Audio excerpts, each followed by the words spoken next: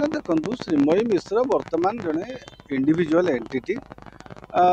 विषय में एतटा चर्चा मु भावुची शोभनीय नुहे कहीं जिनस हूँ सी व्यक्तिगत भाव में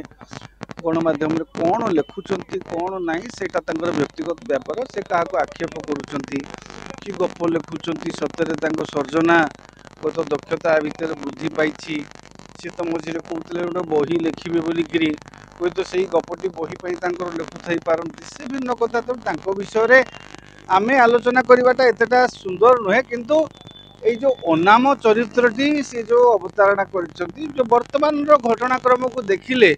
सी दल विरुद्ध रे जो प्रकार परोक्ष विसर्गार कर प्रत्यक्ष केवल दल विरुद्ध में लिखि ना परोक्ष भाव में लिखुंट अन्य माने तार भिन्न अर्थ काढ़ुंट अर्थ माने से ऊह रखुंट चरित्र हाँ सी जो कथा लिखुंट गणमाध्यम सामाजिक गणमाध्यम तार अर्थ काढ़ुंट सी पांडियान को उद्दिष्ट कर आज जहाँ चर्चा चली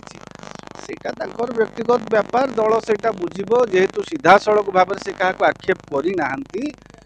या गोटे सारस्वत सृष्टि बोली भावी नहीं